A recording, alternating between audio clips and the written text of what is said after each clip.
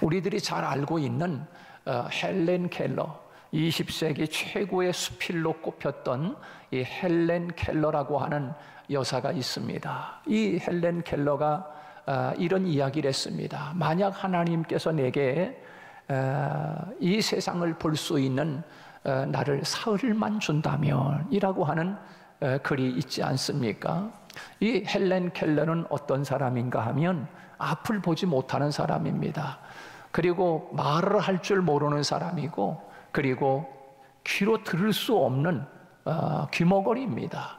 그러니까 삼중고를 겪는 사람이 바로 이 헬렌 켈러 여사인데, 바로 그가 내게 만약 하나님이 눈을 떠서 볼 수 있게 3일만 볼 수 있게 한다면 이라고 하는 글 속에 우리가 너무나 잘 아는 거 아니겠습니까? 그는 이렇게 이야기합니다. 내가 하나님 앞에 눈을 뜬다면 첫째 날은 나를 그동안 그렇게 예뻐해주고 사랑하면서 나를 가르쳐준 셀레반 선생님의 얼굴을 보고 싶다. 그러면서 내가 제일 먼저 눈을 뜬다면 나의 선생님을 찾아가서 내 얼굴, 그 얼굴을 내가 보리라. 그렇게 이야기했습니다. 그리고 아름다운 꽃들과 풀과 빛나는 저녁 노을을 내가 보겠다. 그리고 둘째 날 내가 눈을 뜨면 내가 둘째 날에는 새벽에 먼 동이 터오는 모습을 보고 싶다. 그리고 저녁에는 영롱하게 빛나는 별을 보겠다. 그렇게 이야기합니다. 그리고 셋째 날에는 아침 일찍 부지런히 출근하는 생동감 넘치는 출근하는 사람들의 모습을 보고 싶다. 그리고 점심 때는 아름다운 영화를 보고 저녁에는 돌아와 사흘 동안 눈을 뜨게 해주신 하나님 앞에 감사 기도를 올리겠다. 이렇게 이야기했습니다. 여러분, 이렇게 세상을 볼 수도 없고 들을 수도 없고 말할 수도 없는 이 삼중고를 겪고 살아가는 이 헬렌 켈러 여사가 이렇게 지금 만약 나에게 3일 동안 눈을 뜬다면 이라고 하는 이 내용 중에서 저는 이 말씀 속에서 마음에 다가오는 것이 있습니다. 그것이 뭔가 하면 잊지 않고 저녁이 되면 하나님 앞에 무릎을 꿇고 이렇게 3일 동안 눈을 떠서 볼 수 있는 은혜를 주신 하나님 앞에 감사 기도를 드리겠다라고 하는 내용입니다. 이것이 마음에 확 다 닿는 것입니다. 여러분, 이 세상을 사는 동안에 어떤 사람은 늘 감사하며 사는 사람이 있고요, 어떤 사람은 많은 감사거리를 주셨음에도 불구하고 그 감사를 느끼지도 못하고 깨닫지도 못하고 불평하고 원망하고 또 투정하며 살아가는 그런 삶을 사는 사람들이 있습니다. 여러분, 우리가 잘 아는 유럽을 제패한 그 나폴레옹이라고 하는 황제 있지 않습니까? 그는 황제입니다. 그런데 그가 죽을 때 이렇게 이야기합니다. 나는 이 세상 사는 동안에 행복한 날이 딱 6일밖에 없었다. 그렇게 이야기합니다. 6일 동안만 행복했다는 거예요. 그리고 유럽을 손에 거머쥐고 그리고 전 세계를 정복할 만큼 그렇게 황제의 삶의 자리에 있었음에도 불구하고 나폴레옹은 나는 사는 동안에 6일 동안만 행복했다라고 그렇게 죽을 때 이야기하는 것을 볼 수가 있습니다.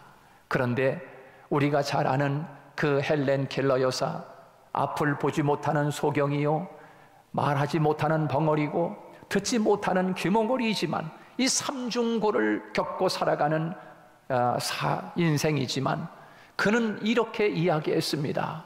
나는 이 세상을 사는 동안에 단 한 번도 행복해 보지 못한 날이 없었다. 매일매일 이 헬렌 켈러 여사는 행복의 삶을 살았다는 거예요. 그리고 그 헬렌 켈러가 나이가 많았을 때 한 신문 기자가 물었습니다. 뭐라고 물었냐면, 여사님, 우리가 볼 때는 앞을 보지도 못하고 듣지도 못하고 그리고 말도 못하고 참 얼마나 고통스러울까 그런 생각을 하는데요, 여사님은 지금까지 사는 동안에 불행하게 살고 고통스럽게 사는 동안에 단 한 번도 하나님 앞에 원망스러웠던 일은 없었습니까? 라고 한 기자가 그렇게 물었습니다. 그때 헬런 켈러 여사가 이렇게 얘기했습니다. 없습니다. 저는 단 한 번도 하나님 앞에 원망한 적이 없습니다. 그렇게 이야기하면서 또 이렇게 이야기를 이어갑니다. 내가 하나님 앞에 감사드릴 수 있는 시간도 모자라는데 내가 어떻게 하나님 앞에 원망할 시간이 있단 말입니까? 나는 하나님 앞에 너무나 감사합니다. 그렇게 헬런 켈러가 이야기를 했다는 것입니다. 여러분, 그렇습니다. 오늘 우리가 다시 한번 깊이 마음에 되새겨야 할 그런 이야기들이 아닌가. 하나님께서 오늘 저와 여러분을 향해서 말씀하시는 것이 무엇입니까? 여러분, 우리가 지금 생각하면 얼마나 고통스럽고 답답하고 힘든 삶을 우리들이 살아가고 있습니까? 그래서 마음대로 입을 열어서 마스크를 벗고 다닐 수가 없는 그런 시대에 마음껏 우리들이 어디 시장을 가거나 백화점을 가거나 아니면 어디 차를 타거나 참 때로는 두려운 생각이 들 때가 있습니다. 혹시 나에게 바이러스라도 걸리는 건 아닌가, 그런 생각을 할 때가 있지 않습니까? 언제까지 이래야 되는지, 또 이런 일로 인해서 사업을 하는 사람들이 사업이 어려워지고 때로는 여러 가지 그렇게 일을 벌린 사람들이 일이 중단이 돼서 어려움을 겪는 일들이 참 많이 있지 않습니까? 그럴 때 오늘 우리들이 정말 하나님 앞에 오히려 감사보다도 원망의 소리가 더 나고 불평의 소리들이 더 나야 하는 이런 시기 가운데 하나님이 오늘 우리에게 왜 이런 말씀을 주시는가? 축복의 문으로 들어가라, 감사의 문으로 들어가라 라고 하나님이 오늘 재촉하여 그 문으로 들어설 것을 하나님이 우리에게 말씀해 주고 있는 것입니다. 저는 이 한 주간 동안 말씀을 묵상하고 그러면서 우리 삶에 있어서 가장 능력 있는 삶이 무엇인가? 어떤 삶이 가장 능력 있는 삶인가? 그런 생각을 묵상하면서 하나님께서 주신 메시지를 나에게 주시는 거예요. 가장 능력 있는 삶이 어떤 삶인 줄 아느냐? 그 삶은 바로 내 뜻대로 사는 삶이야 라고 하나님이 제 마음속에 주시는 거예요. 하나님의 뜻대로 사는 삶이 능력 있는 삶이래요. 하나님 뜻대로 사는 게 뭡니까? 라고 또 물었어요. 그때 하나님이 또 깨닫게 해주시는 거예요. 뭔지 모르느냐? 감사하며 사는 거다. 범사에 감사하며 사는 것, 그것이 아버지 하나님의 뜻이다 라고 늘 가장 잘하는 말씀이고 늘 외우는 말씀이고, 그런데도 불구하고 하나님께서 제게 또 그 말씀을 일깨워 주시는 거예요. 데살로니가전서 5장 18절 19절 말씀 아닙니까?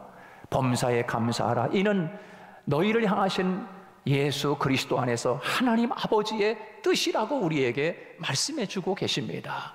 하나님의 뜻이다. 감사하며 사는 삶은 건강한 삶이고 가장 행복한 삶을 살아갈 수 있는 키가 바로 거기에 있다라고 하나님이 우리에게 말씀해 주시는 거예요. 그러면서 또 한 가지 제 마음속에 주는 건 내가 가장 힘 있는 삶을 살아가는 것은 어떤 것을 가지고 있어야 가장 힘 있는 삶을 사는가? 내가 늘 미소 짓는 삶을 살 때 힘이 있는 삶을 사는구나 하는 것을 또 깨닫게 해주셨어요. 여러분, 미소 짓는 그 미소야말로 우리가 웃음을 띤 그 얼굴에 그것이 능력이 아니겠습니까? 늘 찡그리는 삶은 사람들로부터 가까이 하지 못하게 하는 거 아니겠어요? 그러나 우리 얼굴에 늘 미소를 머금고 있다고 하면 많은 사람들과의 관계에서 관계가 아름다워지고 관계가 아주 유기적으로 그렇게 돌아가는 삶이 아니겠습니까? 그래서 개인적으로는 미소 짓는 삶이 늘 얼굴에 미소를 잃지 않고 살아가는 삶이라면 이게 힘 있는 삶이겠구나. 그리고 우리의 생활이 건강한 삶은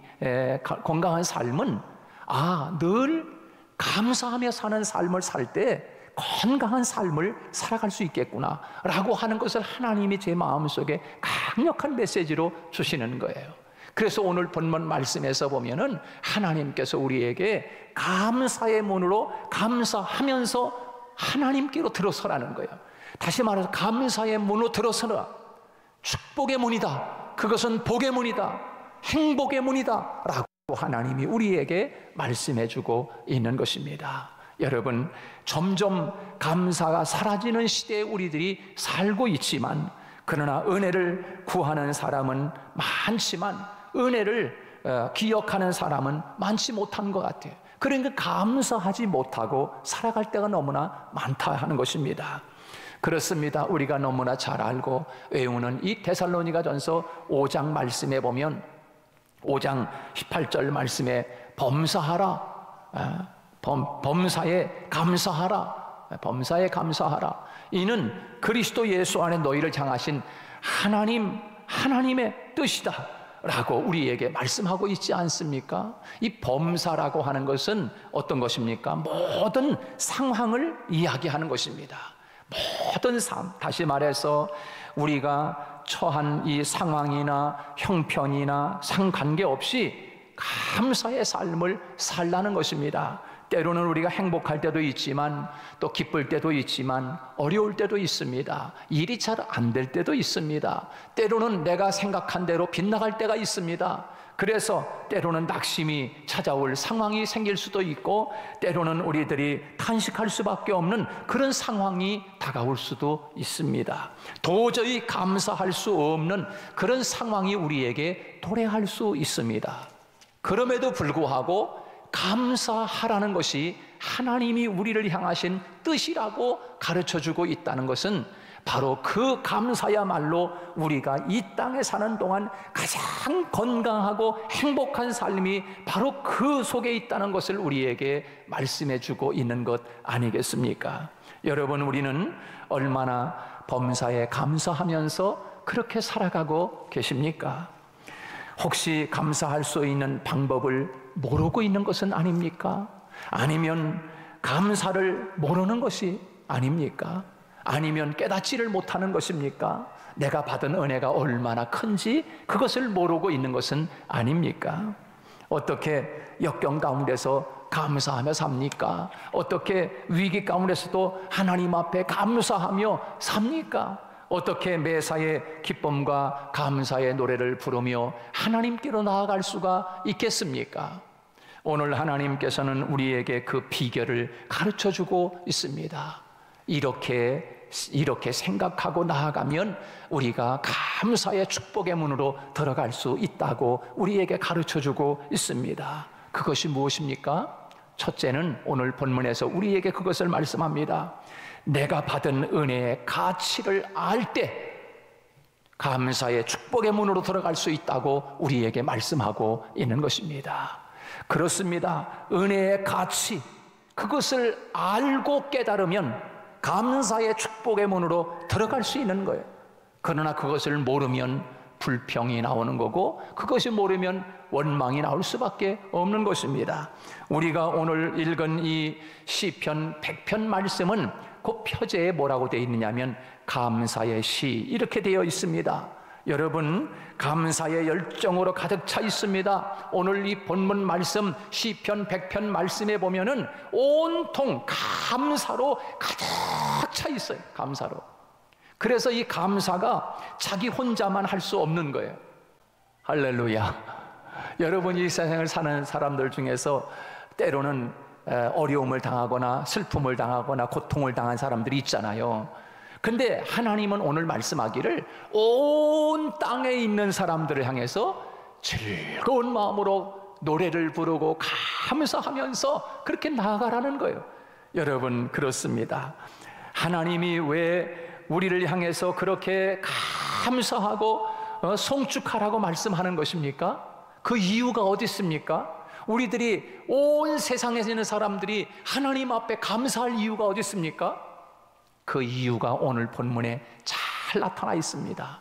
바로 무엇입니까? 하나님, 그는 우리를 지으신 자요. 그렇게 이야기하고 있습니다. 하나님이 우리의 창조자라고 말씀하고 있습니다.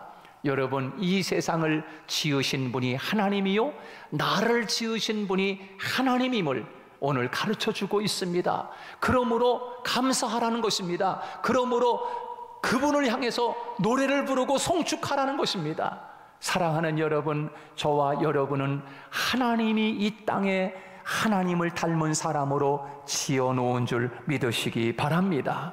하나님이 창조자라는 사실을 알고 우리는 감사할 수 있습니다. 그리고 두 번째로 우리가 어떻게 이렇게 감사할 수 있는가? 두 번째는 오늘 본문 이 3절 말씀에 그렇게 기록되어 있어요. 그의 것이기 때문에. 우리 한 사람 한 사람은 누구의 것이요? 하나님의 것이기 때문에 감사하며 나아갈 수 있다는 거예요. 축복의 이 감사의 문으로 들어갈 수 있다는 거예요. 여러분, 저와 여러분은 누구의 것입니까? 하나님의 것입니다. 하나님의 것인 거예요.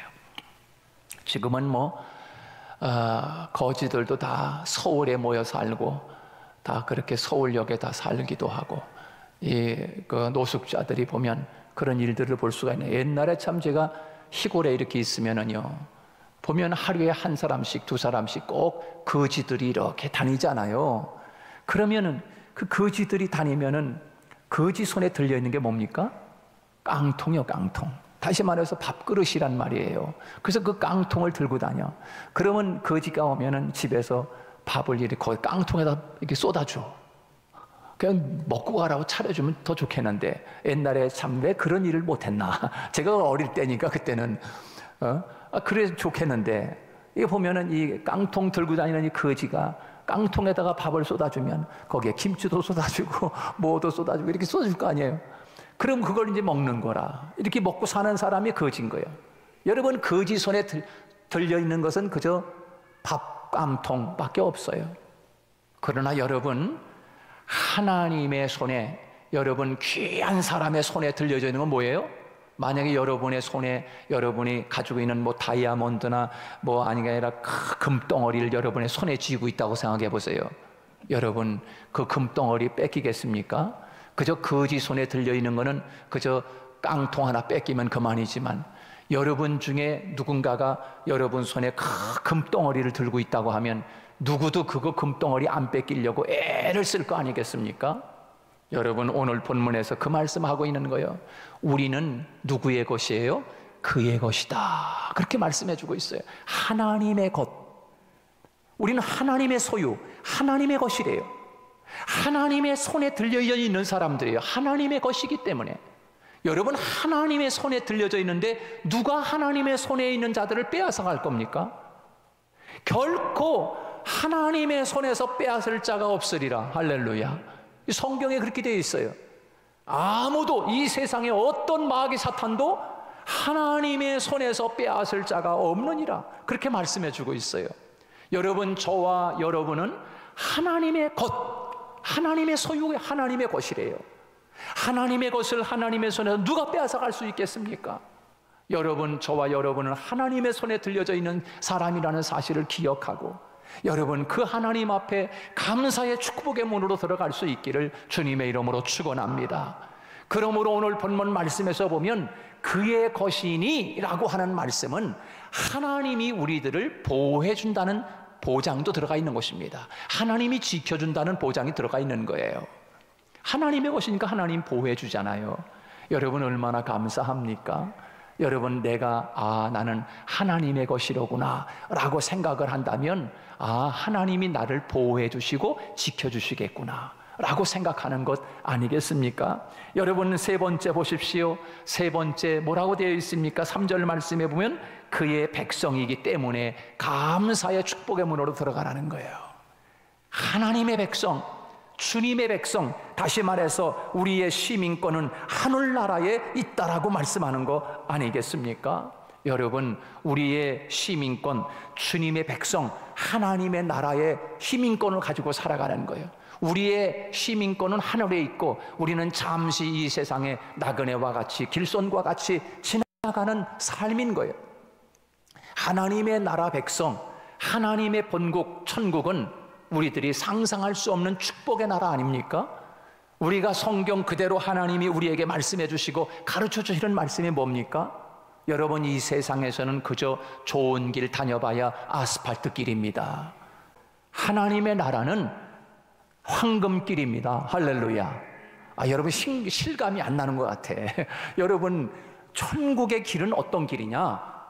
유리처럼 맑은 황금길로 되어 있다라고 성경에 우리에게 하나님이 가르쳐 주셨어요. 저는 그 말씀을 믿습니다. 아유, 그 뭐 좋은 말씀이니까 믿는 거냐? 그건 아니에요. 지금까지 창세 이후로 하나님이 지금까지 성경에 말씀했던 모든, 예수님 당시부터 지금까지 2000년 동안 내려오면서 성경에 이루어지지 않은 일이 어디 있습니까? 단 한 말씀도. 하나님이 말씀하신 것은 1.1핵도 변함이 없다고 말씀하지 않습니까? 그렇다고 하면 하나님이 우리에게 주신 이 모든 말씀은, 앞으로 이루어질 모든 말씀은 사실이라는 사실이에요. 하나님은 지금까지 하나님 말씀을 이루셨고, 이루고 계시고, 앞으로 이루실 것입니다. 할렐루야. 우리는 그 믿음으로 사는 거예요. 하나님의 나라 백성은 하나님의 나라에 가면 천국은 바로 유리처럼 맑은 황금길을 다니는 백성들이라는 사실이에요.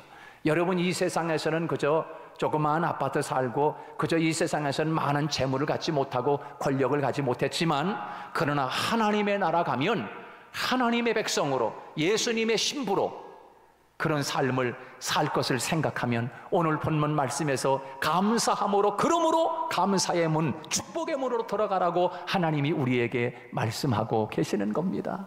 그리고 오늘 본문에 보면은 3절 말씀 마지막에 보면 뭐라고 말씀하냐면, 저는 이 말씀이 참 하나님이 자상하다고 생각해. 왜냐하면 이렇게 말씀하고 있어요.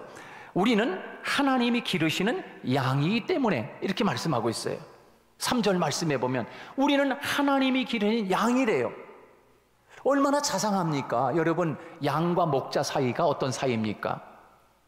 양은 목자만 있으면 어려움이 없습니다. 그 양은 목자만 잘 따라다니면 푸른 초장에 가서 풀을 먹을 수 있어요. 쉴 만한 물가에 가서 물을 마시며 쉴 수 있습니다.